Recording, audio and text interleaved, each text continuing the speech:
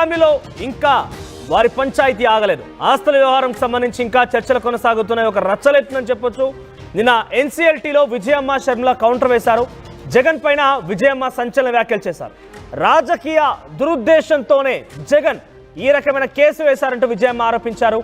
ఇక జగన్ పై విజయమ్మ సంచలన వ్యాఖ్యలో ఆయన రాజకీయ ఉద్దేశంతోనే ఈ రకమైన కేసు వేశారంటూ ఆరోపిస్తున్నతో పాటుగా జగన్ భారతి చేస్తున్నటువంటి ఆరోపణల్ని ఖండిస్తున్నారంటూ విజయమ్మ చెప్పుకొచ్చారు. ఇక జగన్ భారతి చేస్తున్నటువంటి ఆరోపణలన్నీ కూడా నిరాధారమైనవని చెప్పుకొచ్చారు.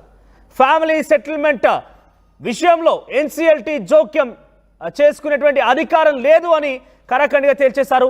తనకు తెలియకుండా తల్లి చెల్లి బదిలీ చేసుకున్నటువంటి ఆస్తుల వ్యవహారం పైన గతంలో జగన్ ఎన్సీఎల్టీని ఆశ్రయించిన విషయం తెలిసిందే. దానికి కౌంటర్ దాఖలు చేస్తూ విజయమ్మ సంచలన వ్యాఖ్యలు చేశారు. రాజకీయ దురుద్దేశంతో చేయడం కాకుండా మరోవైపుగా తనపై చేస్తున్న ఆరోపణలని కూడా తప్పుడు మాటలని చెప్పి జగన్ మాటని కొట్టిపారేశారు. మరోవైపు ఆ వ్యక్తిగత ఆస్తుల విషయంలో, కుటుంబ ఆస్తుల పంపకాల విషయంలో ఎన్సీఎల్టీ జోక్యం చేసుకోవడం తగదు అని చెప్పి విజయమ్మ క్లారిటీ చేశారు. దీనిపై మరిన్ని అప్డేట్స్ మా ప్రతినిధి సీనియర్ జర్నలిస్ట్ కృష్ణమోహన్ అందిస్తారు. కృష్ణమోహన్, ఏంటి విజయమ్మ వ్యాఖ్య ఎలా చూడాలి? జగన్ పైన ఒక రకంగా సంచలన వ్యాఖ్యలు చేస్తారని చెప్పొచ్చు. తను అన్ని రాజకీయ ఉద్దేశంతోనే కేసు పెట్టాడని కానివ్వండి, వ్యక్తిగత ఆస్తుల విషయంలో ఎన్సీఎల్టీ ప్రమేయం ఉండకూడదు అని చెప్పి విషయాల్ని ఆవిడ చెప్పడం జరిగింది. అప్డేట్స్ ఏంటి? సో ఎన్సీఎల్టీలో ఈ యొక్క కౌంటర్, వీళ్ళు దాఖలు చేసిన కౌంటర్ ఏ రకమైన ప్రభావం చూపించబోతుంది జగన్ పైన? ఎస్ మనోజ్, ఏదైతే జగన్ ఫ్యామిలీకి సంబంధించిన సరస్వతి పవర్స్ షేర్లకు సంబంధించి గొడవ ఇప్పుడు ఇంట్లో పెద్ద చిచ్చుని రేపుతుంది అనేది అర్థమవుతుంది, చాలా క్లారిటీగా అర్థమవుతుంది. నిన్న మొన్న ఒక వారం రోజులు బ్యాక్ ఎవరైతే ఎన్సీఎల్టీలో జగన్మోహన్ రెడ్డి ఏదైతే తన చెల్లికి షర్మిలారెడ్డికి తన చెల్లికి ఇచ్చిన షేర్లు ఏవైతే ఉన్నాయో అవి నేను గిఫ్ట్గా ఇచ్చిన షేర్లు, అవి తిరిగి నాకు అది ఇప్పటికీ కేసు ఈడీలో ఉన్నందున తిరిగి ఆ రెండు తనకు హ్యాండ్ ఓవర్ చేయండి అని వాళ్ళిద్దరూ ఇచ్చిన నేపథ్యం. సో ఈ యాంగిల్లోనే వ్యవహారం అయితే జరుగుతోంది. దీని మీద విజయమ్మ కౌంటర్ ఇచ్చిన పరిస్థితి. నిన్న ఆమె ఎన్సీఎల్టీలో విజయమ్మ, షర్మిలారెడ్డి ఇద్దరు కూడా కౌంటర్లు ఇచ్చిన పరిస్థితి. దీంట్లో చాలా క్లియర్గా ఆమె అయితే చూస్తున్నాం. రాజకీయ ఉద్దేశంతోనే ఇది జగన్మోహన్ రెడ్డి చేస్తున్న వ్యవహారం, ఇది కుటుంబకు సంబంధించిన వ్యవహారం. అంటే ఈ కుటుంబంలో గతంలో ఉన్న షేర్స్ ఏవైతే ఉన్నాయో షేర్లు కూడా ఇద్దరు ఒప్పందం మేరకే కుటుంబం పెద్దల మధ్యన ఈ షేర్ల ఒప్పందం అయితే జరిగింది. ఆ దిశగానే ఈ ఒప్పంద ప్రక్రియ జరిగింది. ఇప్పుడు తిరిగి అవి నాకే చెందుతాయి అని చెప్పి జగన్మోహన్ రెడ్డి, షర్మిల ఇద్దరు వేయడం వెనకాల కొంత రాజకీయ జోక్యం ఉంది అనేది. అయితే ఈ వ్యవహారంలో ఎన్సీఎల్టీకి కూడా అసలు ఎటువంటి సంబంధం లేదు అనేది ఆమె చెప్తూ ఉన్నారు. అంటే పిల్లల మధ్య, రాజకీయాల మధ్య జరుగుతున్న వ్యవహారంలో నేను ఈరోజు కోర్టుకి వెళ్లాల్సి వస్తున్న పరిస్థితి ఉంది. నిజంగానే చాలా బాధాతప్త హృదయంతో నేను ఈ పిటిషన్ వేస్తున్నానని చెప్పి విజయమ్మ వేసిన పరిస్థితి. అంటే పిల్లల మధ్య వివాదం కోర్టు గదిలోకి నేను రావాల్సిన పరిస్థితి ఉంది, కోర్టు గదిలో నేను నిలబడాల్సి ఉంది. నిజంగానే ఇది బాధతోనే కౌంటర్ చేస్తున్నానని చెప్పి మాట్లాడిన పరిస్థితి. గతంలో అప్పుడు సరస్వతి పవర్కి సంబంధించిన షేర్లు ఏవైతే ఉన్నాయో ఆ ఒప్పందం మధ్య జరిగిన ఇష్యూని తిరిగి ఇప్పుడు ఎన్సీఎల్టీలోకి వేసి తిరిగి తన పేరుని బదలాయించమని జగన్ కోరడం అనేది చాలా అవివేకం, ఇది చాలా తప్పు అని ఆయన మాట్లాడిన పరిస్థితి. ఇద్దరు బిడ్డలు నాకు సమానంగానే ఉన్నారని దాదాపుగా 30 పేజీల 30 పాయింట్లకు సంబంధించి తన లేఖలో ఎన్సీఎల్టీకి చాలా క్లియర్గా వీళ్ళు వ్యవహారాన్ని అయితే నడిపారు. నిన్న పిటిషన్ అయితే వేశారు. అయితే ఈ పిటిషను ఎంతవరకు ముందుకు వెళ్తుంది, దీనికి సంబంధించి పూర్తిగా ఏం జరగబోతుంది అనే అంశాలు కానీ ఒకసారిగాను చూసుకుంటే ఈ ట్రిబ్యునల్ విచారణ మార్చి 6కి వాయిదా వేసిన పరిస్థితి అయితే ఉంది. ఈ పిటిషన్పై ఎన్సీఎల్టీ సోమవారం విచారణ జరిగింది. అయితే తరఫున న్యాయవాదులు వైసీపీ తరఫున నిరంజన్ రెడ్డి వర్చువల్గా వ్యవహారాన్ని అయితే అవుతారు. ఈ ఎన్సీఎల్టీకి సంబంధించిన వ్యవహారంలో దానికి కౌంటర్గా నిన్న షర్మిల అండ్ విజయమ్మ ఇద్దరు కూడా వేయడం, దీంట్లో ఎటువంటి ఉద్దేశాలు లేవు, ఇది పూర్తిగా కూడా తమ ఫ్యామిలీకి సంబంధించిన వ్యవహారం. ఈ ఫ్యామిలీకి సంబంధించిన వ్యవహారంలో అసలు ఎన్సీఎల్టీకి జోక్యం చేసుకునే అవసరం కూడా ఉండకపోవచ్చు అని నేను భావిస్తున్నాను. ఇది పూర్తిగా మా కుటుంబానికి సంబంధించిన వ్యవహారం, ఇది ఆల్రెడీ గతంలో షేర్ల వివాదం జరిగిపోయింది. ఇప్పుడు పూర్తిగా కూడా దీనికి సంబంధించి షేర్లు కావచ్చు ఈ రెండింటినీ తిరిగి జగన్ భారతిరెడ్డి మీద వాయించడం, అందులో జగన్ వేసిన పిటిషన్లో పూర్తిగా కూడా అవాస్తవాలు ఉన్నాయి. ఈ అవాస్తవాలని మీరు సరిచేయాల్సిన పరిస్థితి అయితే ఉంది. ఈ సందర్భంగా గతంలో ఫ్యామిలీకి సంబంధించిన వ్యవహారంలోనే ఈ మొత్తం తతంగం అంతా కూడా జరిగింది. అయితే ఇప్పుడు కొత్తగా పిటిషన్ వేయడం, పిటిషన్ వెనకాల తిరిగి ఆ వాటాలను తన పేరు మీద చేయించుకోవడం అనేది వీలు కాదు. ఇది పెద్దల ఒప్పందం. అంటే తన తండ్రి, తన భర్త రాజశేఖర రెడ్డి ఉన్నప్పుడే ఈ వ్యవహారం మీద ఒక అండర్స్టాండింగ్ జరిగింది షర్మిలాకి, తర్వాత జగన్మోహన్ రెడ్డికి అనే వివాదం. అయితే ఈ జగన్మోహన్ రెడ్డి ఇప్పుడు తన వాదనలో ఇది నేను గిఫ్ట్ డీడ్ ఇచ్చాను, తల్లికి కావచ్చు లేకపోతే చెల్లికి కావచ్చు, దాన్ని తిరిగి నాకు ఇవ్వండి. దాంట్లో కారణం ఏంటంటే ఇది ఎప్పుడైనా వెనక్కి తీసుకునేదానికి మాకు ఛాన్స్ ఉంది అనేది జగన్మోహన్ రెడ్డి మాట్లాడుతున్న పరిస్థితి. కానీ ఈ వ్యవహారం మీద షర్మిల అండ్ విజయమ్మ ఇద్దరు కూడా కౌంటర్లు వేశారు కాబట్టి ఈ వ్యవహారం మీద.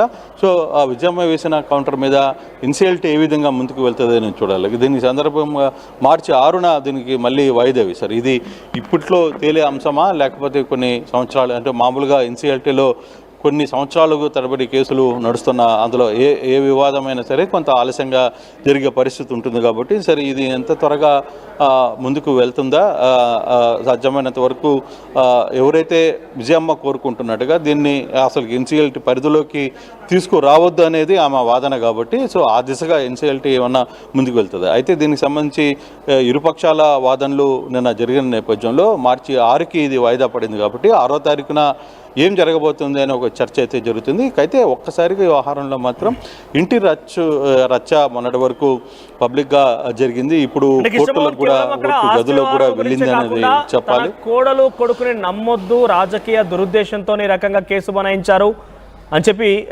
విజయమ్మ ఈ పరిస్థితులు, అంటే ప్రతిపక్షంలో పడిపోయారు ఆయన పోటమి పాలయ్యారు. ఒకవైపు పార్టీ నుంచి నేతలందరూ బయటికి వెళ్తున్నారు, విజయసాయిరెడ్డి చైర్మన్ కలిసారు. ఇవన్నీ జరుగుతున్న పరిణామాల్లో విజయమ్మ డైరెక్ట్గా పొలిటికల్ సినారియో రకంగా మాట్లాడడం చూస్తుంటే జగన్పై ఎటువంటి ప్రభావం పడే అవకాశం ఉంది? వైసీపీ శ్రేణులు ఎవరైనా స్పందిస్తున్నారా?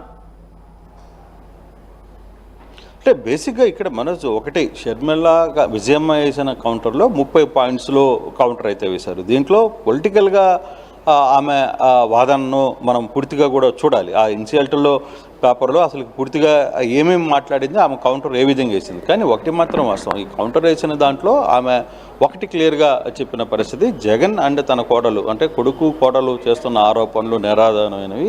దీనికి సంబంధించి ఇది కేవలం ఒక పొలిటికల్ ఎజెండాతోనే మాత్రమే వీళ్ళు వ్యవహారాన్ని వేశారు. ఎన్సీఎల్టీ ముందు ఏదైతే జగన్మోహన్ రెడ్డి తన వాదన వినిపించే ప్రయత్నంలో పిటిషన్ వేశారో దాంట్లో ఉన్న వాస్తవాలని మీరు నమ్మద్దు అని చెప్పి మాత్రమే చెప్పారు. అంతేగాని ఇక్కడ రాజకీయ పరంగా బయట జరుగుతున్న రాజకీయ చర్చాంశం ఎక్కడ దాని మీద తెర మీదకి రాలేదు. కేవలం ఆ ఎన్సీఎల్టీలో ఆ పర్టికులర్ పరిధిలో జగన్ వేసిన పిటిషన్లో ఏమైతే కొన్ని వ్యాఖ్యలు చేశారో ఆయన వేసిన పిటిషన్ సందర్భంలోనే ఆయనకు సంబంధించిన వ్యవహారంలో మీరు నమ్మద్దని ఎన్సీఎల్టీకి కోరారు. అంతేగాని ఇక్కడ పొలిటికల్ ఇష్యూస్ కావచ్చు లేకపోతే పొలిటికల్ ఇంటి దగ్గరికి సంబంధించిన వ్యవహారాలు ఇది పూర్తిగా కూడా మా కుటుంబ సంబంధించిన సమస్యగా మాత్రమే మీరు చూడాలి. ఇది గతంలోనే ఇద్దరు బిడ్డలకి మధ్య ఒప్పందం జరిగింది. అది ఈ ఒప్పందం మేరకే జగన్మోహన్ రెడ్డి తన చెల్లికి ఈ వ్యవహారాన్ని అంతా కూడా ఇచ్చారు. గతంలో అప్పుడు పెద్దల సమక్షంలో ఈ వ్యవహారం కూడా జరిగింది కాబట్టి ఇప్పుడు తిరిగి దాన్ని వెనక్కి ఇవ్వాలి అంటే, దీన్ని వెనక్కి ఇవ్వాలంటే పార్టీ అప్పుడు షర్మిల కాంగ్రెస్లోకి వెళ్ళిపోయింది, తన అన్నకి వ్యతిరేకంగా ఫైట్ చేసింది. తర్వాత జగన్మోహన్ రెడ్డి ఓటమి పాలయ్యారు. తర్వాత ఆయన ప్రతిపక్షంలో హోదా కూడా లేకుండా పడిపోయిన పరిస్థితి.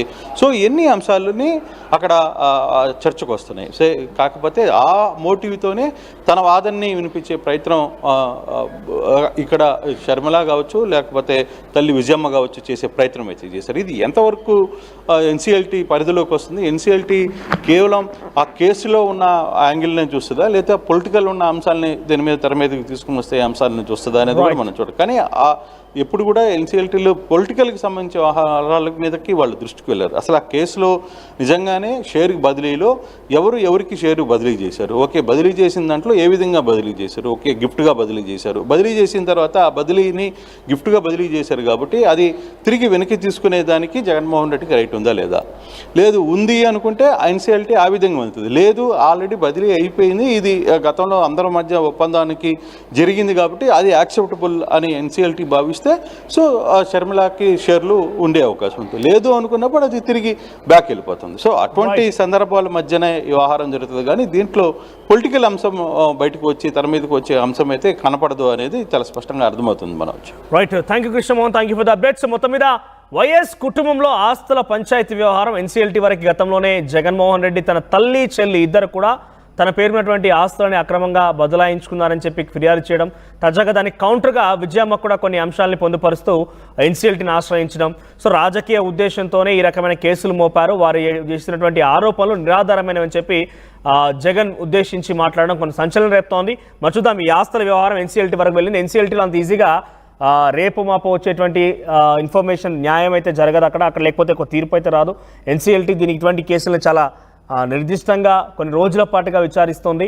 మరి ఈ కేసు వ్యవహారంలో ఎప్పుడు కొలిక్కి వస్తుందో చూడాలి. మరి ఆర్టీవీ